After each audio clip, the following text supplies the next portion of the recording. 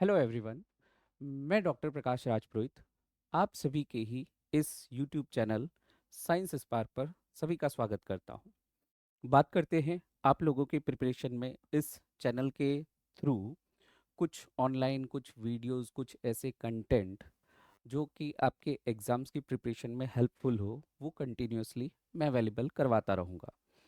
सीधा हम बात करते हैं टॉपिक की जिस पर अभी हम इस सेशन में चर्चा करने वाले एक छोटे से सेशन में। टॉपिक टेक्नोलॉजी से रिलेटेड है, दैट इज़ नैनो टेक्नोलॉजी। अभी क्या है कि नैनो टेक्नोलॉजी आरपीएससी में या स्टेट पीसीएस में, इवन बाहर भी दूसरे एग्जाम्स की भी बात करें, अदर स्टेट्स के पीसीएस में या यूपीएससी में भी बहुत ज़्यादा इम्पॉर्टेंट है। नैनो टेक्नोलॉजी से खासतौर से आरपीएससी ने, चाहे पीएसआई का एग्ज़ाम हो, चाहे आरएस प्री हो, चाहे मेंस हो, कंटिन्यूसली क्वेश्चन पूछे हैं। तो इस सेशन में हम थोड़ा नैनो टेक्नोलॉजी के बारे में बात करते हैं, देखते हैं। टॉपिक हमारा नैनो टेक्नोलॉजी, नैनो प्रौद्योगिकी,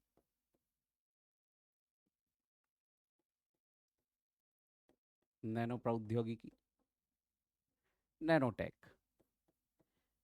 है। छोटा सा टॉपिक, लेकिन क्वेश्चन यहाँ से कंटिन्यूअसली आरपीएससी ने पूछे हैं। देखिए, नैनोटेक की बात करें यहाँ पर, नैनो वर्ड जो है, एक नैनो शब्द की बात करें, इस पर भी आरपीएससी ने क्वेश्चन पूछा है कि नैनो शब्द किस भाषा से लिया गया है। तो नैनो शब्द जो है एक ग्रीक भाषा का शब्द है जिसका शाब्दिक अर्थ होता है ड्वार्फ या बौना। वास्तव में हम इस नैनो टेक्नोलॉजी में ऐसे ही छोटे कणों का अध्ययन करते हैं। कितने छोटे कणों का अध्ययन करते हैं? वो है 10⁻⁹मीटर, 10⁻⁹मीटर। अब ये इस नैनो टेक्नोलॉजी में क्वेश्चन यहीं से आ रहे, इसमें पहले भी पीएसआई वगैरह में भी पूछा है। आरपीएससी ने सीधा सा पूछा है कि नैनो प्रौद्योगिकी में जो परास से जो रेंज है नैनो टेक्नोलॉजी की, वो क्या है। तो अगर मैं रेंज की बात करूं कि किस रेंज में, ठीक है, 10⁻⁹मीटर तो है जिसे हम नैनोमीटर कहते हैं, ये इसमें कोई यहां पर किंतु परंतु नहीं। लेकिन रेंज की बात करें तो इसमें हम देखते हैं 1 से 100 नैनोमीटर रेंज के पदार्थों का अध्ययन करते हैं। और इसे ही लिखने का एक और तरीका क्या है, देखें ध्यान से समझना। यहां पर 1 नैनोमीटर, इसको हम लिख सकते हैं 10⁻⁹मीटर, ठीक। और यहां से कितना है, 100 नैनोमीटर, इसको इधर से कर देते हैं। 1 नैनोमीटर से ये यहां पर हो जाएगा 100 नैनोमीटर। और 100 नैनोमीटर बोले तो 100 को मैं 10⁻² लिख सकता हूं, गुणा नैनोमीटर यानी 10⁻⁹मीटर, ये हो जाएगा। अब देखें, इस तरह से अगर पूछ ले, थोड़ा सा घुमाकर, कंफ्यूज नहीं होना है। 1 से 100 नैनोमीटर सिंपल लैंग्वेज में।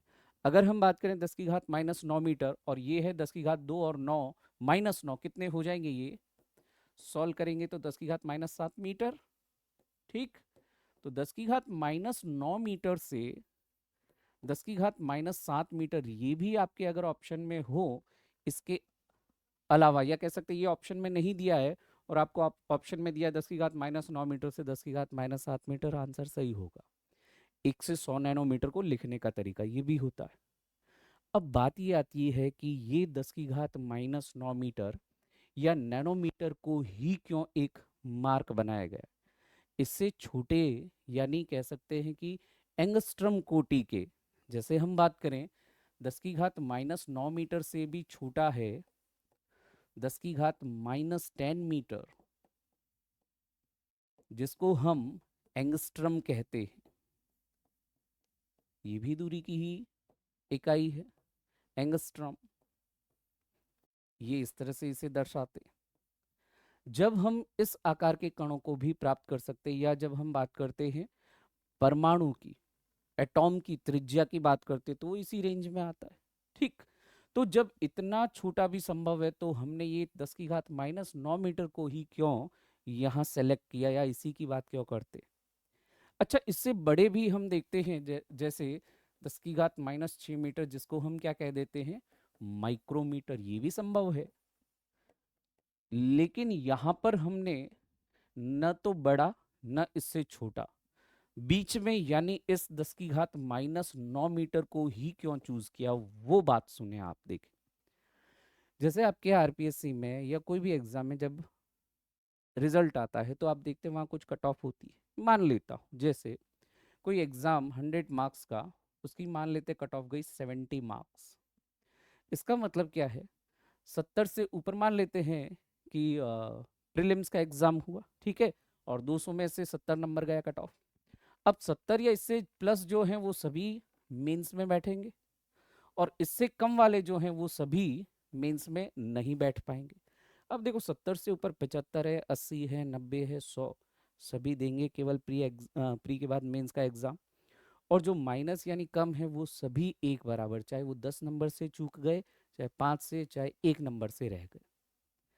एग्जैक्टली जब हम बात करते हैं ना, ये वो कट ऑफ यानी कह सकते हैं एक वो सीमा है जिस पर हम देखते हैं पदार्थ के गुणों में व्यापक परिवर्तन होता है। ये सामान्य एक छोटे से उदाहरण से समझते हैं, देखना बिल्कुल सिंपल तरीके से।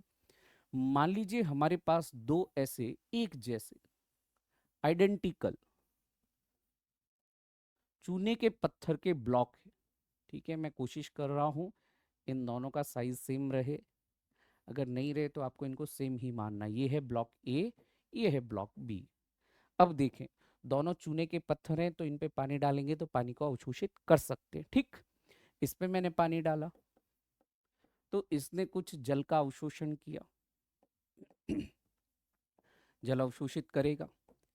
अब इस ब्लॉक बी को हमने क्या किया, पानी डालने से पहले इस ब्लॉक बी पर खूब सारा बल लगाया और इसको हमने बिल्कुल एक फाइन पाउडर यानी बिल्कुल कह सकते हैं पीस कर रख दिया, ऐसे एकदम फाइन ग्रेन्स वाले पाउडर में कन्वर्ट कर दिया।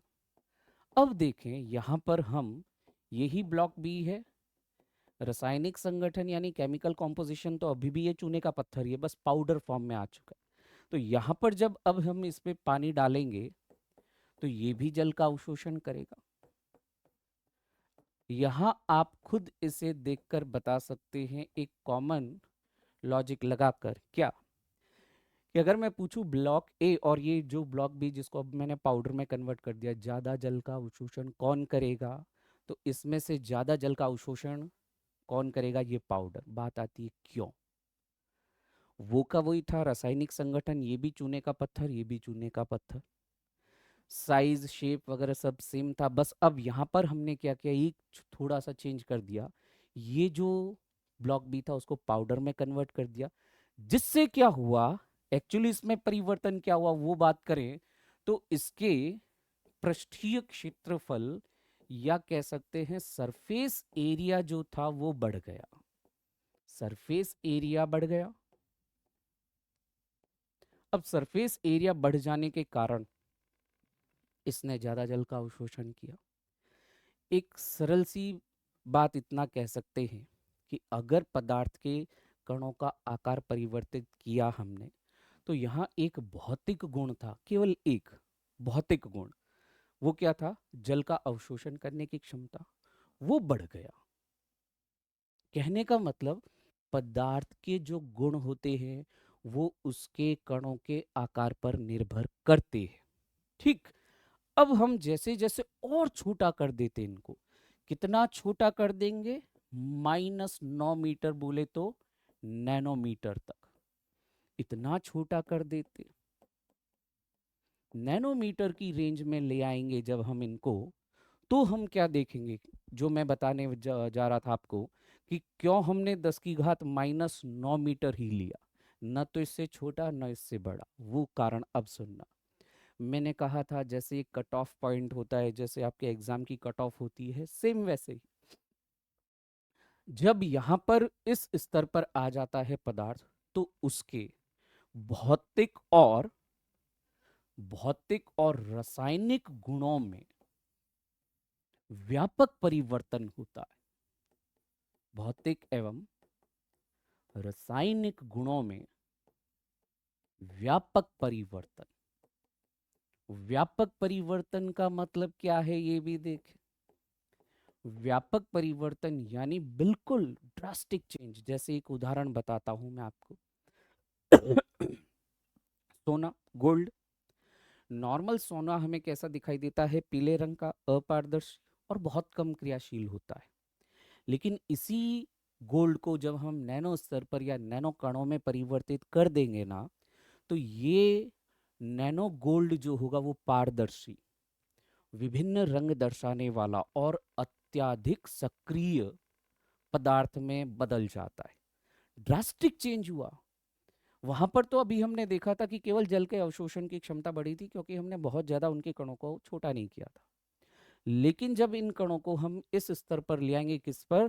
10⁻⁹ नैनोमीटर पर, तब इसमें हम क्या देखते हैं? व्यापक परिवर्तन होता है। अब बात आती है कि ये भौतिक और रासायनिक गुणों में इतना परिवर्तन हो जाता है कि चुंबकीय पदार्थ कह सकते हैं प्रतिचुंबकीय हो जाएगा। चालक जो होगा वो कुचालक हो जाएगा। अगर कोई कुचालक पदार्थ है तो हो सकता है वो अपने नैनो स्तर पर चालक बन जाए। बिल्कुल जो निष्क्रिय तत्व है वो बहुत ज्यादा सक्रिय हो जाएगा। ऐसे व्यापक परिवर्तन होते। अब ये जो नैनो स्तर पर हमने परिवर्तन देखा कि इतना व्यापक परिवर्तन क्यों हुआ, उसका कारण होता है वो भी देखें। इसका सिद्धांत बता रहा हूं नैनो टेक्नोलॉजी का, कि नैनो स्तर पर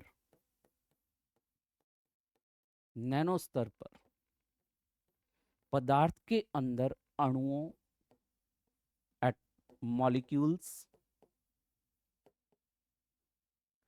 परमाणुओं, एटॉम्स और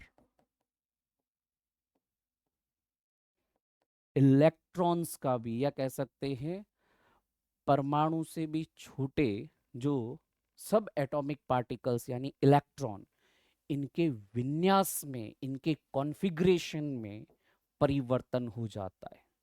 विन्यास या कॉन्फ़िगरेशन चेंज होने से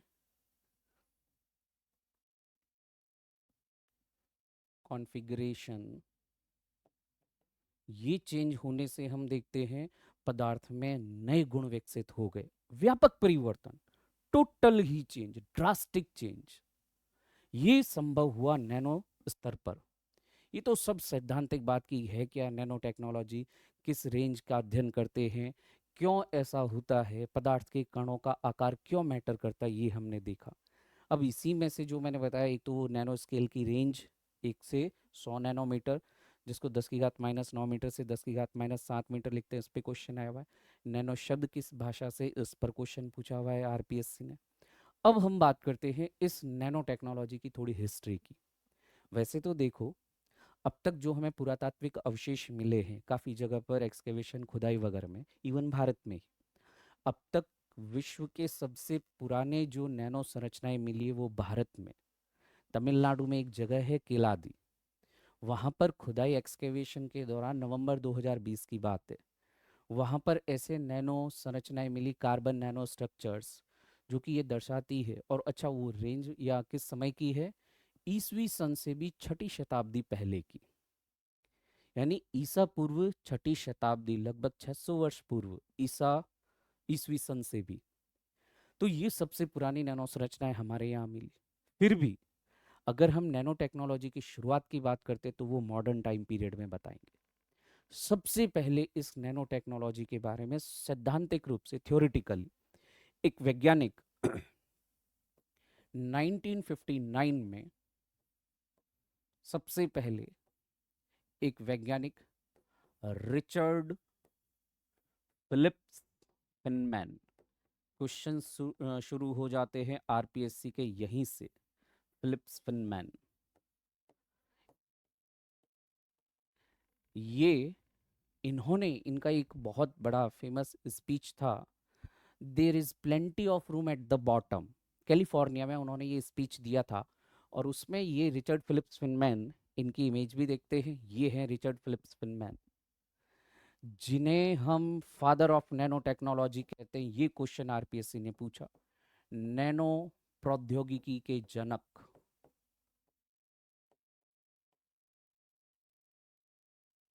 नैनो प्रौद्योगिकी के जनक, father of nano technology, Richard Philip Feynman. There is plenty of room, there is plenty of room at the bottom. इनके स्पीच का टाइटल जो था वो ये था, शीर्षक ये था, there is plenty of room at the bottom. 1959 में कैलिफोर्निया में उन्होंने अपने इस स्पीच में, फेमस स्पीच था, उसमें इसकी जानकारी दी।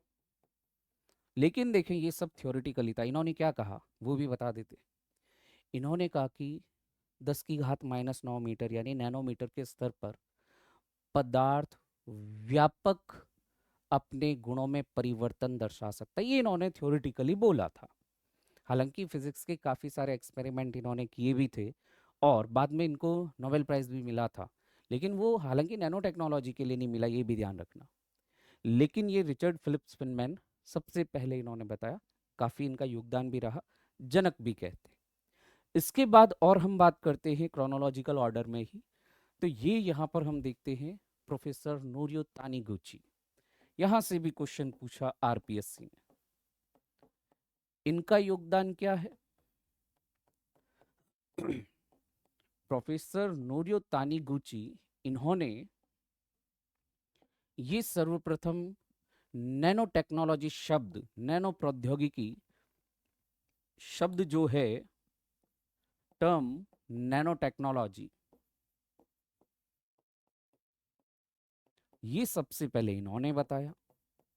जापान से बिलोंग करते हैं, ये इन्होंने बताया। और आगे हम पढ़ेंगे भी। एक टॉप डाउन अप्रोच होती है नैनो पदार्थों के विनिर्माण की, तो वो टॉप डाउन अप्रोच भी ये नोरियो तानीगुची ने ही दी थी। ये कुछ ऐसे फैक्ट्स बता रहा हूँ जहाँ से लाइन टू लाइन हर एक पॉइंट से आरपीएससी ने क्वेश्चन पूछा है। नेक्स्ट देखते हैं। यहाँ पर अब तक देखो ये सब सैद्धांतिक रूप से चल रहा था कि भाई नाम दे दिया या इतना बता दिया कि बहुत ज़्यादा वहाँ पर स्कोप है या बहुत ज़्यादा पदार्थ के नए गुण फिनमैन ने बता दिए थे। लेकिन जब हम बात करते हैं कि प्रायोगिक नैनो प्रौद्योगिकी, प्रैक्टिकल नैनो टेक्नोलॉजी की शुरुआत होती है, यहाँ चित्र में दर्शाया है गर्ड बिनिंग और हेनरिक रोहरेर को। गर्ड बिनिंग एंड हेनरिक रोहरेर, ये दो ऐसे साइंटिस्ट थे जिनकी वजह से प्रैक्टिकल या प्रायोगिक नैनो प्रौद्योगिकी की शुरुआत होती है। कैसे शुरुआत हुई, क्या हुआ, देखें इसकी बात करें कि इन्होंने ऐसा क्या किया। तो इन्होंने सबसे पहले एक उपकरण, कह सकते हैं बहुत ज़्यादा क्षमता वाला उपकरण था ये, STM, scanning tunneling microscope, scanning tunneling microscope.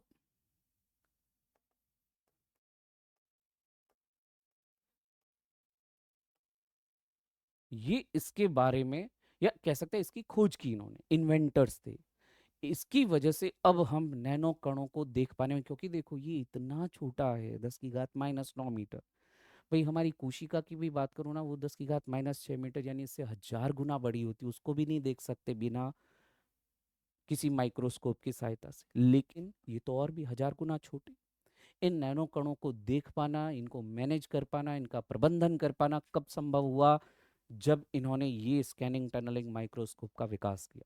अब आसानी से नैनो फैब्रिकेशन यानी नैनो पदार्थों का विनिर्माण हो सकता था। फिर और देखते हैं आगे, 1980 के दशक की ही बात है। एक और नैनो साइंटिस्ट, बहुत ज़्यादा योगदान इनका भी नैनो टेक्नोलॉजी में, ये किम एरिक ड्रेक्सलर। किम एरिक ड्रेक्सलर की अगर हम बात करें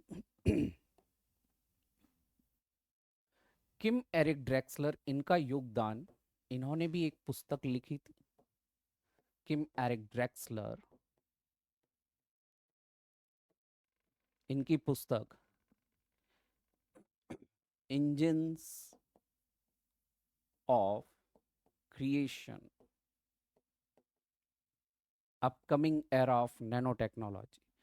इस पुस्तक की वजह से नैनो टेक्नोलॉजी को बहुत ज़्यादा प्रसिद्धि मिली, बहुत ज़्यादा पब्लिसिटी मिली। यानी लोगों को, चाहे विश्वविद्यालय के स्तर पर छात्रों को, चाहे दूसरे रिसर्चर्स स्कॉलर्स को, नैनो टेक्नोलॉजी के बारे में काफ़ी जानने को मिला। कि मेरिक ड्रेक्सलर, इनकी पुस्तक इंजन्स ऑफ क्रिएशन। फिर हम बात करते हैं नेक्स्ट, और इसी ऑर्डर में एक और जापानी साइंटिस्ट प्रोफेसर सुमियो इजीमा। देखें इनका योगदान देखते हैं। सुमियो इजीमा, इनके हाथ में ही है इनका जो योगदान, या कह सकते हैं जो इनका इन्वेंशन या खोज थी। आप देख सकते हैं इनके हाथ में इस तरह से एक प्लास्टिक मॉडल है, इस तरह से जो कार्बन के एटॉम्स को रिप्रेजेंट करता है, और कुछ नहीं, ये एक ऐसी ट्यूब लाइक स्ट्रक्चर्स जिनको आज हम CNT, कार्बन नैनो ट्यूब कहते हैं। ये कार्बन नैनो ट्यूब्स जो हैं, कार्बन के, ध्यान से सुनना, कार्बन के ऐसे पार्टिकल्स, केवल एक सिंगल पार्टिकल्स की, कार्बन के एक पार्टिकल क्या, सॉरी, कार्बन एटॉम की, कार्बन के एक परमाणु की लेयर, पूरी ऐसी परमाणुओं की लेयर से बनी हुई ऐसी फोल्ड कर दें, जैसे हमारे नोटबुक के कागज को वो, या उसके पेज को हम रोल करके ऐसी ट्यूब लाइक स्ट्रक्चर बना देते। ऐसा ही ये इन्होंने ऐसी कार्बन नैनो ट्यूब, अलग अलग प्रकार की होती है। सिंगल वॉल्ड होती है, सिंगल वॉल, CNT शॉर्ट में लिख रहा हूँ, सिंगल वॉल जहां पर केवल एक ही लेयर, ये इस तरह से आप देखेंगे ना, ये एक ट्यूब इस तरह से दिखाई देती है, ठीक। और जब बात करते हैं दूसरी यहाँ पर मल्टी वॉल CNT की, तो मल्टी वॉल CNT में हम क्या देखेंगे कि काफी सारी ऐसी CNTs एक के अंदर एक इस तरह से कोसेंट्रिक फॉर्म में, यानी एक ही अक्ष पर इस तरह से स्थित होती है। ये ऐसी कार्बन नैनो ट्यूब्स का बहुत ज़्यादा यूज़ है। आने वाली क्लासेस में हम CNT के एप्लीकेशन क्या है और CNT का क्या क्या यूज़ है, विशेषताएं क्या, इनकी भी बात करेंगे। इनका निर्माण किसने किया, ये सुमियो इजीमा ने। अब जब हम बात करते हैं थोड़ा भारत के बारे में, जहां से फिर क्वेश्चन पूछा हुआ है, professor CNR Rao, Chintamani Nagesa Ramachandra Rao, professor CNR Rao, जिन्हें भारत रत्न से भी सम्मानित किया हुआ है, भारत रत्न भी मिला था इन्हें। और क्या इनका योगदान, भारत में नैनो प्रौद्योगिकी के जनक, भारत में नैनो प्रौद्योगिकी के जनक,